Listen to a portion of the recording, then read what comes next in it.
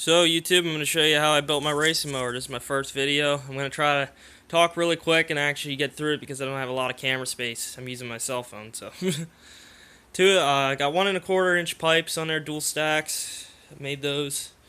Right now it's just raw steel. They were galvanized, but I threw them in a wood stove, and when I had to keep my shop warm, I had to throw them in a wood stove to burn off the galvanized, and that way.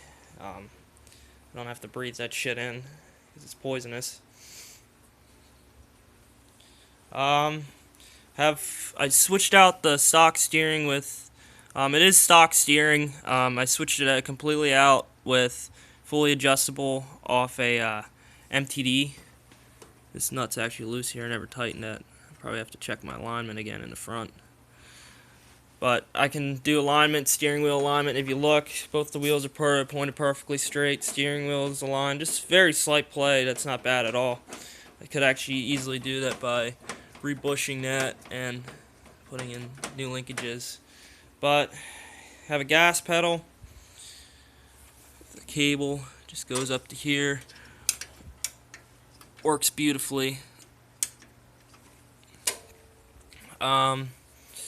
Motor was rebuilt, 18, this is a 17 horsepower opposed twin. Some people call them the Briggs boxer motors. There's the old crank and pistons and rods. That's 17 horsepower, it's got 18.5 horsepower. Pistons and rods. It does about 50, 55 maybe. And I'll show you how I got that speed now. So, also fully redone wiring harness, it's all brand new wires.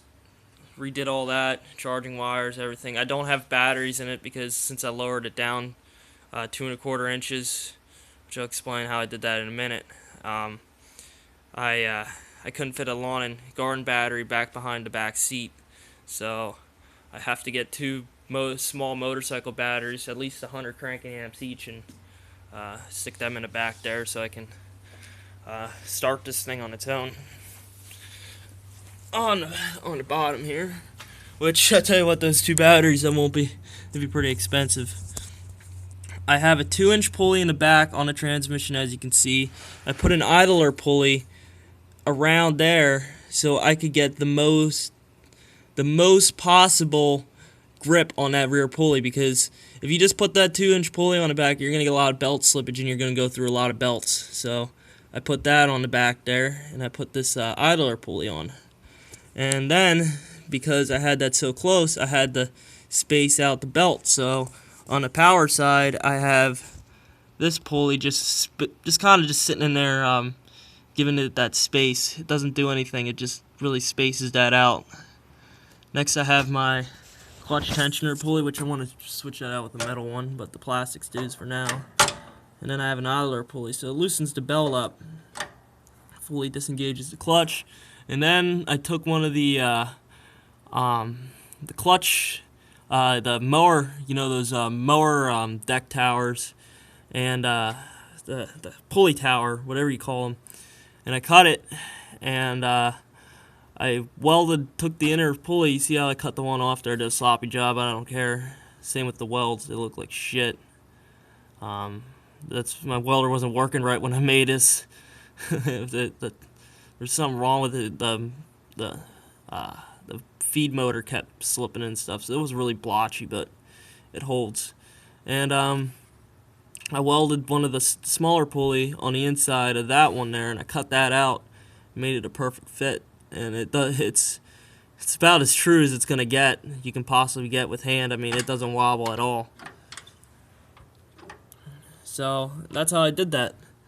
So it does about 50 miles an hour with that setup. It's a Peerless 500 series transmission in it. It's a pretty good transmission. I would have preferred the 820. I think they have 1-inch shafts on the rear too, so that's a little stronger, but this does perfectly fine. It's actually fairly quiet. It doesn't whine like I see a lot of other racing mowers do, especially since this one does about 50. It probably goes more. I don't really know. I never really tried it. I also don't like to over-rev the piss out of my motor, because if you look, when I rebuilt the motor, I completely removed the governor and threaded the governor hole and put a bolt in there. So, headlights, key ignition. Like I said, there's no battery and I can't start it up without booster pack. But it does run. It runs real good. And how I did a body lower. If you look at the wheels here, there's literally only just a hair of space. And I have the tires pretty pumped up. Maybe 5 psi. This one goes flat. It leaks overnight. But I'll put a tube in it or make some tire slime. The other ones are good. But I basically cut down the body. And I cut it down 2 1/4 inches. So basically this sat up 2 1/4 inches taller. So I cut the inside like right off here. And there's a little flange down there that mounts it to the frame. And I lowered that down onto the frame. So on that little flange, so that way it sits lower. So this whole thing sits lower. And then if you look, this is also lowered 2 1/4 inches here.